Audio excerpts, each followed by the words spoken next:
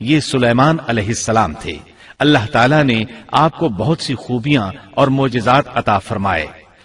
سورۃ النمل آیت 16 میں ہے، اور داؤد کے وارث سلیمان ہوئے، کہنے لگے لوگوں ہمیں پرندوں کی بولی سکھلائی گئی ہے اور ہم سب کچھ دیے گئے ہیں، بے شک یہ بالکل کھلا ہوا فضل الہی ہے۔ یہاں وراثت سے مراد مال نہیں بلکہ بادشاہت اور نبوت مراد ہے۔ اللہ تعالیٰ نے انہیں ایسا بادشاہ بنایا کہ ساری دنیا میں ان جیسا کوئی نہیں ہوا، آپ سے بڑھ کر بادشاہت بھی کسی کی نہ ہو سکی، کیونکہ خود سلیمان علیہ السلام نے یہ دعا کی تھی کہ الہی مجھے ایسی سلطنت عطا فرما کہ جو میرے بعد اور کسی کے شایان شان نہ ہو۔ کہا کہ اے میرے رب مجھے بخش دے اور مجھے ایسا ملک عطا فرما جو میرے سوا کسی شخص کے لائق نہ ہو، تو بڑا ہی دینے والا ہے۔ پس ہم نے ہوا کو ان کے ماتحت کر دیا، وہ آپ کے حکم سے جہاں آپ چاہتے نرمی سے پہنچا دیا کرتی تھی، اور طاقتور جنوں کو بھی ان کا ماتحت کر دیا، ہر عمارت بنانے والے کو اور غوطہ خور کو اور دوسرے جنات کو بھی جو زنجیروں میں جکڑے رہتے تھے۔ جن سلیمان علیہ السلام کے حکم سے بلند و بالا عمارتیں تعمیر کرتے تھے، دریاؤں میں غوطہ لگا کر ان سے ہیرے جواہرات اور موتی وغیرہ نکالتے تھے۔ دوسرے جو کام عام انسانوں کی طاقت سے زیادہ ہوتے تھے وہ آپ جنوں سے لیا کرتے تھے۔ جو جن آپ کے حکم سے سرتابی کرتے یا شرارتیں کر کے کام میں رکاوٹ ڈالتے یا دوسروں کو تنگ کرتے تو آپ انہیں زنجیروں میں جکڑ کر قید خانے میں ڈال دیتے، اور یہ آپ پر اللہ کی طرف سے بہت بڑا انعام اور احسان تھا، جیسا کہ اللہ تعالیٰ سورۃ صاد آیت 39 میں فرماتے ہیں، یہ ہے ہمارا عطیہ، اب تو احسان کر یا روک رکھ، کچھ حساب نہیں۔ اللہ تعالیٰ نے سلیمان علیہ السلام کو ان پر قبضہ اور اختیار دے دیا اور فرمایا اب آپ کی مرضی، آپ انہیں سزا دیں یا درگزر کریں، کسی کو کچھ دیں یا روک لیں، آپ کے لیے سب کچھ جائز ہے۔ دوسرے مقام پر اللہ تعالیٰ سورہ سبا آیت 12 میں فرماتے ہیں، اور اس کے رب کے حکم سے بعض جنات اس کی ماتحتی میں اس کے سامنے کام کرتے تھے، اور ان میں سے جو بھی ہمارے حکم سے سرکشی کرے ہم اسے بھڑکتی ہوئی آگ کے عذاب کا مزہ چکھائیں گے۔ اس طرح اللہ تعالیٰ سورہ سبا آیت 13 میں فرماتے ہیں، جو کچھ سلیمان چاہتے جنات وہ تیار کر دیتے، مثلا قلعے، مجسمے اور حوضوں جیسے پیالے اور چولہوں پر جمی ہوئی مضبوط دیگیں۔ اے آل داؤد اس کے شکریے میں نیک عمل کرو، میرے بندوں میں سے شکر گزار کم ہی ہیں۔ یعنی جنات سلیمان علیہ السلام کے حکم کے مطابق بڑے بڑے محل، مساجد، قلعے، مختلف مساجد کے ماڈل یا سینریوں کے ماڈل، بڑے بڑے تھال اور اتنی بڑی دیگیں بناتے تھے جو بوجھل اور نقل و حمل کے قابل نہ ہونے کی وجہ سے کسی خاص مقام پر نصب کر دی جاتی تھی، اور یہ آپ پر اللہ تعالیٰ کا عظیم احسان تھا۔ اس کے علاوہ دیگر معجزات سے بھی اللہ تعالیٰ نے آپ کو سرفراز فرمایا تھا، جیسا کہ سورۃ الانبیاء آیت 82 میں اللہ تعالیٰ فرماتے ہیں، اسی طرح بہت سے شیاطین بھی ہم نے اس کے تابع کیے تھے جو اس کے فرمان سے غوطہ لگاتے تھے، اور اس کے سوا بھی بہت سے کام کرتے تھے، ان کے نگہبان ہم ہی تھے۔ یہ تمام اقتدار اللہ تعالیٰ نے آپ کو عطا کیا تھا۔ آپ کے معجزات میں سے ایک معجزہ یہ بھی تھا کہ ہوا آپ کے لیے مسخر یعنی مطیع و فرما بردار تھی۔ اللہ تعالیٰ سورہ صاد آیت 36 میں فرماتے ہیں، بس ہم نے ہوا کو ان کے ماتحت کر دیا، وہ آپ کے حکم سے جہاں آپ چاہتے نرمی سے پہنچا دیا کرتی تھی۔ اللہ تعالیٰ سورۃ الانبیاء آیت 81 میں فرماتے ہیں، اور ہم نے تیز و تند ہوا کو سلیمان کے تابع کر دیا جو اس کے فرمان کے مطابق اس زمین کی طرف چلتی تھی جہاں ہم نے برکت دے رکھی ہے، اور ہم ہر چیز کا علم رکھنے والے ہیں۔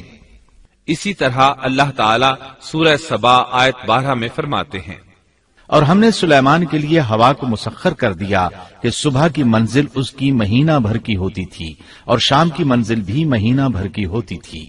دیگر معجزات کی طرح اللہ تعالیٰ نے سلیمان علیہ السلام کو یہ معجزہ بھی عطا فرمایا کہ تیز و تند ہوا کو ان کا تابع فرمان بنا دیا۔ آپ اس ہوا کو جس طرح کا حکم دیتے وہ حکم کی تعمیل کرتی، اور اس طرح آپ ایک ماہ کا سفر چند گھنٹوں میں طے کر لیا کرتے تھے۔ داؤد علیہ السلام کو تو اللہ تعالیٰ نے لوہے کی ڈھلائی کا کام سکھایا تھا، جبکہ سلیمان علیہ السلام کو لوہے کی ڈھلائی کے علاوہ تانبے کی ڈھلائی کا فن بھی سکھایا۔ سورہ سبا آیت 12 میں اللہ تعالیٰ فرماتے ہیں، اور ہم نے اس کے لیے تانبے کا چشمہ بہا دیا۔ اس چشمے میں پانی کی بجائے تانبا بہتا تھا، آپ اس سے جو چاہتے بنا لیتے۔ آپ گھوڑوں کو بہت پسند فرماتے تھے، آپ کے پاس بہت سے گھوڑے تھے۔ اللہ تعالیٰ سورۃ صاد آیت 30 تا 33 میں فرماتے ہیں، اور ہم نے داؤد کو سلیمان عطا فرمایا جو بڑا اچھا بندہ تھا اور بے حد رجوع کرنے والا تھا۔ جب ان کے سامنے شام کے وقت تیز رو خاصے کے گھوڑے پیش کیے گئے تو کہنے لگے، میں نے ان گھوڑوں پر اپنے پروردگار کی یاد کو ترجیح دی یہاں تک کہ آفتاب غروب ہو گیا۔ ان گھوڑوں کو دوبارہ میرے سامنے لاؤ۔ پھر تو ان کی پنڈلیوں اور گردنوں پر ہاتھ پھیرنے لگے۔ گھوڑے 20,000 سے زائد تھے۔ گھوڑوں کے معائنے میں ان کا روزمرہ کا ذکر رہ گیا، تب انہیں ذکر الہی کا خیال آیا، جس پر انہیں سخت صدمہ ہوا اور کہنے لگے کہ میں گھوڑوں کی محبت میں اتنا گم ہو گیا کہ سورج غروب ہو گیا۔ تو ان گھوڑوں کو دوڑایا کہ وہ نظروں سے اوجھل ہو گئے، پھر انہیں دوبارہ طلب کیا اور پیار محبت سے ان کی پنڈلیوں اور گردنوں پر ہاتھ پھیرنا شروع کر دیا۔ امام بخاری نے ابو ہریرہ رضی اللہ عنہ سے روایت کی ہے کہ ایک مرتبہ سلیمان علیہ السلام نے ارادہ کیا کہ اس شب میں اپنی بیویوں کے ساتھ اس دیواجی فریضہ ادا کروں گا تو میری ہر ایک بیوی سے لڑکا پیدا ہوگا اور وہ میدان جہاد کا مجاہد بنے گا، لیکن اس ارادے کے ساتھ انشاءاللہ کہنا بھول گئے۔ اللہ تعالیٰ کو جلیل القدر پیغمبر کا یہ طرز پسند نہ آیا، چنانچہ اللہ تعالیٰ نے سلیمان علیہ السلام کے اس دعوے کو اس طرح غلط ثابت کر دیا کہ تمام بیویوں میں سے صرف ایک بیوی کے ہاں مردہ بچہ پیدا ہوا۔ تب سلیمان علیہ السلام کو احساس ہوا کہ یہ انشاءاللہ نہ کہنے کا نتیجہ ہے، چنانچہ انہوں نے فوری توبہ کی اور انشاءاللہ کہنے کو اپنا معمول بنا لیا۔ اللہ تعالیٰ نے آپ کو فیصلہ کرنے کی زبردست صلاحیت عطا فرمائی تھی۔ سورۃ الانبیاء آیت 87 میں ہے، اور داؤد اور سلیمان کو یاد کیجئے جبکہ وہ کھیت کے معاملے میں فیصلہ کر رہے تھے کہ کچھ لوگوں کی بکریاں اس میں چر چگ گئی تھیں اور ان کے فیصلے میں ہم موجود تھے۔ ہوا یہ کہ دو آدمی ہمسائے تھے، ان میں جھگڑا ہو گیا۔ ان میں سے ایک کے پاس کھیت تھا، اس میں اس نے فصل بو رکھی تھی، دوسرے کے پاس کچھ بکریاں تھیں۔ بکریوں کا چرواہا رات کے وقت دیوار والے دروازے کو بند کر دیتا تھا تاکہ بکریاں نکل کر فصل کو نقصان نہ پہنچائیں۔ ایک دن وہ دروازہ بند کرنا بھول گیا، بکریاں کھیت میں آ کر چرنے لگیں، فصل خراب ہو گئی۔ دونوں داؤد علیہ السلام کے پاس آئے، اپنا مقدمہ پیش کیا۔ داؤد علیہ السلام قاضی بھی تھے۔ اس وقت سلیمان علیہ السلام کہیں گئے ہوئے تھے۔ داؤد علیہ السلام مقدمہ سن کر کہنے لگے، یہ بکریوں والے کی سستی کا نتیجہ ہے، اس کا حل یہی ہے کہ وہ تیری بکریاں اپنی تحویل میں لے لے۔ دونوں فریق باہر نکلے تو سلیمان علیہ السلام سے ملاقات ہوئی۔ انہوں نے تفصیل سن کر فرمایا، میرے ساتھ آؤ۔ وہ انہیں داؤد علیہ السلام کے پاس لے آئے اور بولے، اس مقدمے کا اس سے بہتر فیصلہ یہ ہے کہ یہ بکریاں زمین والے کو دے دیں اور زمین بکریوں والے کو۔ جب بکریوں والا زمین کو پہلی حالت میں اگا دے گا تو آپ دونوں کی چیزیں انہیں لوٹا دیں۔ اس دوران کھیتی کا مالک بکریوں کے دودھ سے فائدہ حاصل کرتا رہے گا، یہ فیصلہ زیادہ بہتر ہے۔ اس لیے بکریوں والا اپنی بکریوں سے بالکل محروم نہ ہوا اور کھیتی والے کا نقصان پورا ہو گیا۔ یہ فیصلہ آپ کو اللہ تعالیٰ نے سمجھایا تھا۔ اللہ تعالیٰ سورۃ الانبیاء آیت 89 میں فرماتے ہیں، ہم نے اس کا صحیح فیصلہ سلیمان کو سمجھا دیا، ہاں ہر ایک کو ہم نے علم و حکمت سے نوازا تھا۔ بخاری اور مسلم میں ایک حدیث ہے، اس میں اسی قسم کا ایک واقعہ بیان ہوا ہے کہ دو عورتیں اپنا مقدمہ داؤد علیہ السلام کے پاس لائیں۔ دونوں کو اللہ نے ایک ایک بچہ دے رکھا تھا۔ ایک بھیڑیے نے حملہ کر کے بڑی عمر والی کا بچہ چیر پھاڑ ڈالا۔ عورت چالاک تھی، اس نے چھوٹی عمر والی کا بچہ چھین لیا کہ یہ میرا بچہ ہے۔ داؤد علیہ السلام نے دیکھا بچہ بڑی عورت کے پاس ہے تو اس کے حق میں فیصلہ دے دیا۔ سلیمان علیہ السلام نے داؤد علیہ السلام سے اجازت چاہتے ہوئے کہا، کیا میں اس مقدمے کا فیصلہ کر سکتا ہوں؟ انہوں نے اجازت دے دی۔ سلیمان علیہ السلام نے عورت سے کہا، بچہ مجھے دے دو۔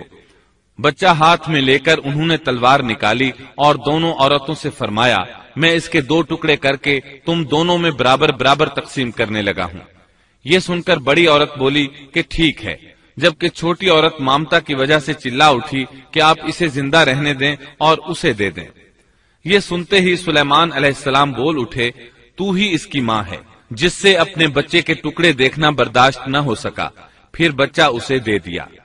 سلیمان علیہ السلام کا ایک تیسرا واقعہ قرآن میں یوں ہے، سورۃ النمل آیت 17 اور 18 میں ہے، اور سلیمان کے سامنے ان کے تمام لشکر جنات، انسان اور پرندوں میں سے جمع کیے گئے، ہر قسم الگ الگ کھڑی کر دی گئی۔ جب وہ چیونٹیوں کے میدان میں پہنچے تو ایک چیونٹی نے کہا اے چیونٹیوں اپنے اپنے گھروں میں گھس جاؤ، ایسا نہ ہو کہ بے خبری میں سلیمان اور ان کا لشکر تمہیں روند ڈالے۔ ان تمام لشکروں کو اکٹھا کیا گیا تھا۔ اللہ تعالیٰ نے چیونٹی کی یہ بات سلیمان علیہ السلام کو سنوا دی۔ سورہ نمل آیت 19 میں ہے، اس کی اس بات پر سلیمان مسکرا کر ہنس پڑے اور دعا کرنے لگے کہ اے پروردگار تو مجھے توفیق دے کہ میں تیری ان نعمتوں کا شکر بجا لاؤں جو تو نے مجھ پر انعام کی ہیں، اور میں ایسے نیک اعمال کرتا رہوں جن سے تو خوش رہے، اور مجھے اپنی رحمت سے نیک بندوں میں شامل فرما۔ آپ کا ایک واقعہ ملکہ بلقیس کے ساتھ پیش آیا۔ سورہ نمل آیت 20 تا 25 میں ہے، آپ نے پرندوں کی دیکھ بھال کی اور فرمانے لگے کیا بات ہے کہ ہدہد نظر نہیں آ رہا، کیا وہ واقعی غیر حاضر ہے؟ یقیناً میں اسے سخت سزا دوں گا یا اسے ذبح کر ڈالوں گا، یا وہ میرے سامنے کوئی معقول وجہ بیان کرے۔ کچھ زیادہ دیر نہ گزری تھی کہ اس نے آ کر کہا میں ایک ایسی خبر لایا ہوں کہ آپ کو اس کی خبر ہی نہیں، اور میں سبا کی ایک سچی خبر آپ کے پاس لایا ہوں۔ میں نے دیکھا ہے کہ ان کی بادشاہ ایک عورت ہے جسے ہر قسم کی چیز سے کچھ نہ کچھ دیا گیا ہے، اور اس کا تخت بھی بڑا عظیم ہے۔ میں نے اسے اور اس کی قوم کو اللہ تعالیٰ کو چھوڑ کر سورج کو سجدہ کرتے ہوئے پایا ہے۔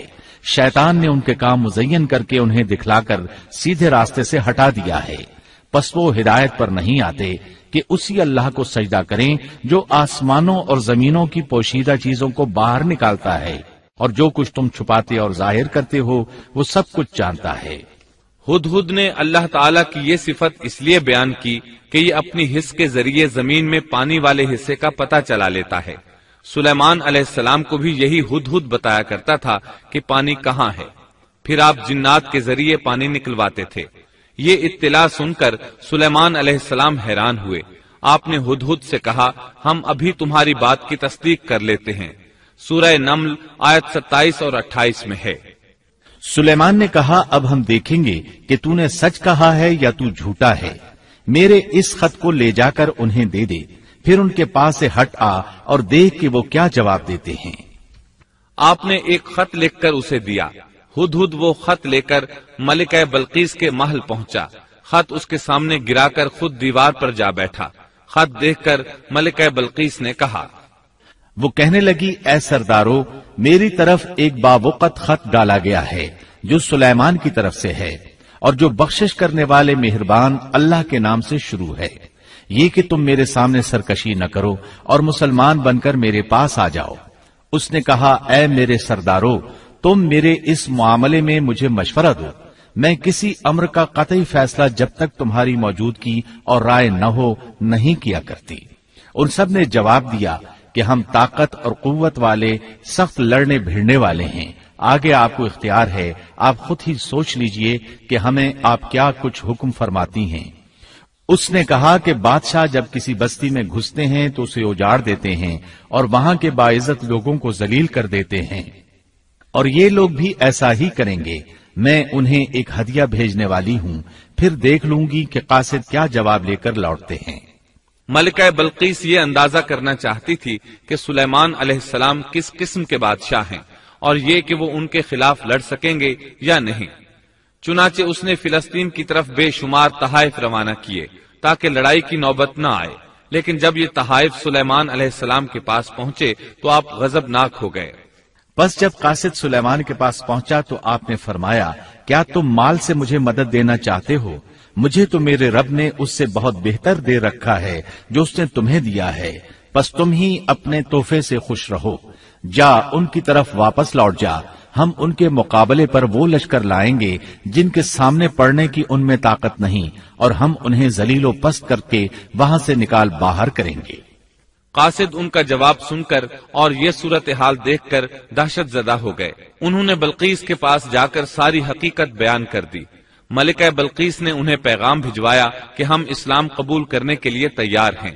سلیمان علیہ السلام تک اس کا پیغام پہنچا تو آپ اپنے درباریوں کی طرف متوجہ ہوئے۔ آپ نے فرمایا، اے سردارو، تم میں سے کوئی ہے جو ان کے مسلمان ہو کر پہنچنے سے پہلے ہی اس کا تخت مجھے لا دے؟ ایک قوی ہیکل جن کہنے لگا، آپ اپنی مجلس سے اٹھیں، اس سے پہلے میں اسے آپ کے پاس لا دیتا ہوں۔ یقین مانیے کہ میں اس پر قادر ہوں اور ہوں بھی امانت دار۔ جس کے پاس کتاب کا علم تھا وہ بول اٹھا کہ آپ پلک جھپکائیں، اس سے بھی پہلے میں اسے آپ کے پاس پہنچا سکتا ہوں۔ جب آپ نے اسے اپنے پاس موجود پایا تو فرمانے لگے، یہی میرے رب کا فضل ہے تاکہ وہ مجھے آزمائے کہ میں شکر گزاری کرتا ہوں یا ناشکری۔ شکر گزار اپنے ہی نفع کے لیے شکر گزاری کرتا ہے، اور جو ناشکری کرے تو میرا پروردگار بے پرواہ اور کرم کرنے والا ہے۔ حکم دیا کہ اس کے تخت کی صورت بدل دو تاکہ معلوم ہو جائے کہ یہ راہ پا لیتی ہے یا ان میں سے ہوتی ہے جو راہ نہیں پاتے۔ تخت لانے والے آدمی کے متعلق جو یہ آیا ہے کہ اس کے پاس کتاب کا علم تھا، تو مفسرین کا اس کے بارے میں اختلاف ہے کہ وہ کون تھا۔ قرآن کریم کے الفاظ سے جو معلوم ہوتا ہے وہ اتنا ہی ہے کہ وہ کوئی انسان ہی تھا جس کے پاس کتاب الہی کا علم تھا۔ اللہ تعالیٰ نے کرامت اور اعجاز کے طور پر اسے یہ قدرت دے رکھی تھی کہ پلک جھپکتے وہ تخت لے آیا۔ پھر سلیمان علیہ السلام نے تخت میں تبدیلی کا حکم دیا۔ تخت میں تبدیلی کا حکم سن کر اس میں سے ہیرے جواہر نکال دیے گئے اور دوسری جگہوں پر لگا دیے گئے۔ سورہ نمل آیت 42 اور 43 میں ہے۔ پھر جب وہ آ گئی تو اس سے کہا گیا کہ ایسا ہی تیرا بھی تخت ہے۔ اس نے جواب دیا کہ یہ گویا وہی ہے، ہمیں اس سے پہلے ہی علم دے دیا گیا تھا اور ہم مسلمان تھے۔ اسے انہوں نے روک رکھا تھا کہ جن کی وہ اللہ کو چھوڑ کر پرستش کرتی رہی تھی، یقیناً وہ کافر لوگوں میں سے تھی۔ اب سلیمان علیہ السلام کی ملکہ بلقیس سے گفتگو شروع ہوئی۔ پھر وہ اسے تخت کے پاس لے آئے۔ اس سے پوچھا، کیا تیرا تخت بھی اسی طرح کا ہے؟ اس نے بہت اچھا اور فصاحت سے بھرپور جواب دیا۔ اس نے نہ تو یہ کہا کہ ہاں، کیونکہ وہ تو اپنا تخت پیچھے سبا کے علاقے میں چھوڑ آئی تھی، یہاں کیسے آ سکتا تھا، نہ اس نے یہ کہا کہ نہ، کیونکہ یہ وہی محسوس ہو رہا تھا۔ البتہ اس میں قدر تبدیلی محسوس ہو رہی تھی۔ اس نے عجیب جملے میں جواب دیا کہ یہ وہی لگتا ہے۔ سلیمان علیہ السلام یہ جواب سن کر حیران ہوئے۔ اب آپ نے اسے اپنی سلطنت کا غلبہ دکھانے کے لیے ایسا منظر دکھایا جو کسی بشر نے آج تک نہیں دیکھا۔ چنانچہ آپ اسے ایک محل میں لے گئے۔ یہ مکمل طور پر شیشے کا تھا، اس سے دوسری طرف دیکھا جا سکتا تھا۔ فرش بھی شیشے کا تھا، شیشے کے نیچے پانی چھوڑا گیا تھا، پانی چلتا رہتا تھا۔ آپ اسے لیے اندر داخل ہوئے تو وہ بہت حیران ہوئی کہ محل میں پانی بہ رہا ہے۔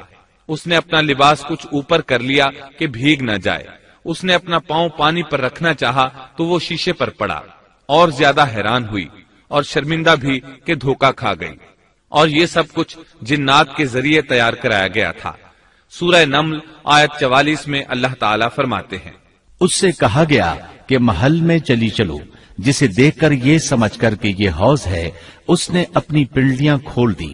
سلیمان نے کہا، یہ ایسا محل ہے جس میں نیچے بھی شیشے جڑے ہوئے ہیں۔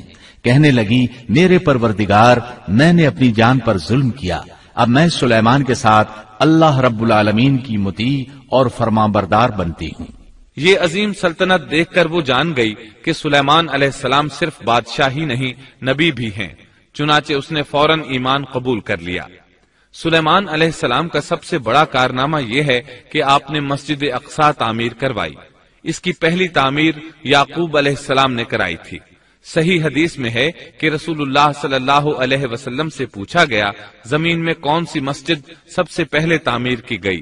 آپ نے فرمایا، مسجد حرام، یعنی مکہ معظمہ والی مسجد۔ پھر آپ سے پوچھا گیا کہ اس کے بعد کون سی مسجد زمین میں بنائی گئی؟ آپ نے جواب دیا، مسجد اقصی۔ جب بخت نصر نے قدس پر قبضہ جما لیا تو اس نے مسجد اقصی ڈھا دی۔ لیکن پھر سلیمان علیہ السلام کو اللہ تعالیٰ نے بادشاہت عطا کی تو انہوں نے ازسر نو تعمیر کا کام شروع کرایا۔ اس کے ساتھ ہی انہوں نے ہیکل سلیمانی بھی تعمیر کروایا۔ یہود آج تک اس کو مقدس سمجھتے ہیں۔ یہ مسجد اقصی کے بالکل قریب ہے۔ مسجد اقصی کی فضیلت میں بہت سی روایات ملتی ہیں، جیسا کہ رسول اللہ صلی اللہ علیہ وسلم کا ارشاد ہے، مسجد حرام میں ایک نماز کا ثواب 1,00,000 نمازوں کے برابر ہے، مسجد نبوی میں ایک نماز کا ثواب 1,000 نماز کے برابر ہے، اور مسجد اقصی میں 500 نمازوں کے برابر ثواب ملتا ہے۔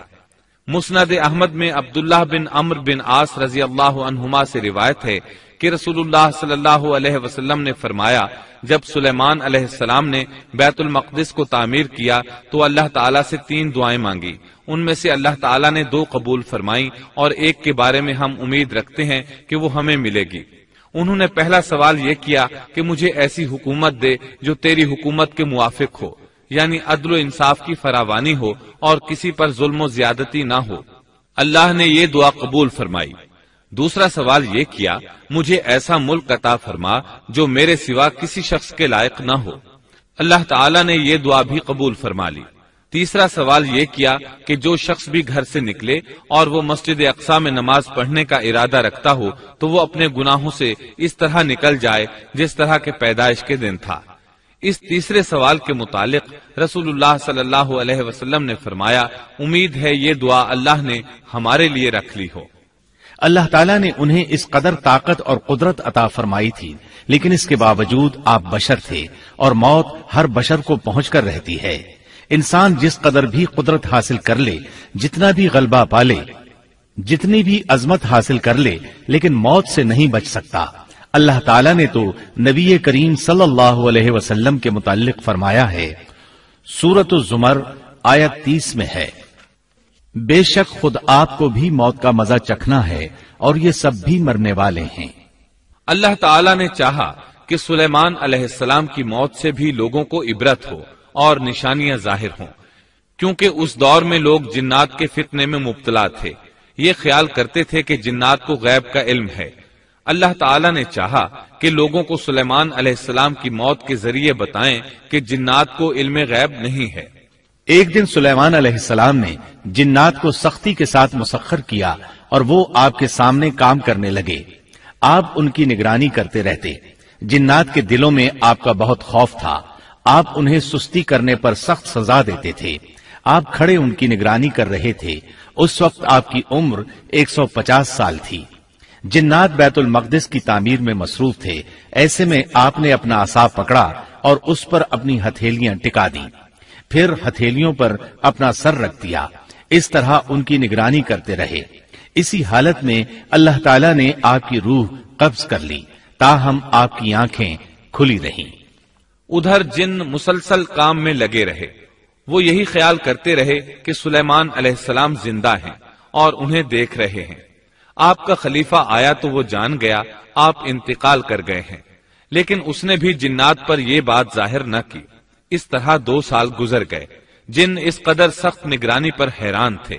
وہ دیکھ رہے تھے کہ 2 سال سے سلیمان علیہ السلام نے حرکت تک نہیں کی، پلک تک نہیں جھپکی۔ ادھر اللہ تعالیٰ نے دیمک کو سلیمان علیہ السلام کے عصا پر مسلط کر دیا۔ وہ اندر اندر لاٹھی کو کھوکھلا کرتی رہی، آخر لاٹھی ٹوٹ گئی۔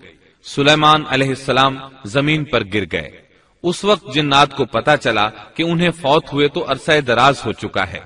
تب انسانوں کو بھی معلوم ہو گیا کہ جنات کو غیب کا علم نہیں ہے۔ اللہ تعالیٰ سورہ سبا آیت 14 میں فرماتے ہیں، پھر جب ہم نے ان پر موت کا حکم بھیج دیا تو ان کی خبر جنات کو کسی نے نہ دی سوائے گھن کے کیڑے کے جو ان کے عصا کو کھا رہا تھا۔ پس جب سلیمان گر پڑے تو اس وقت جنات نے جان لیا کہ اگر وہ غیب دان ہوتے تو اس ذلت کے عذاب میں مبتلا نہ رہتے۔ اس طرح اللہ تعالیٰ نے لوگوں کو مطلع کر دیا کہ جنات بھی مخلوق ہیں، غیب دان نہیں۔ اللہ تعالیٰ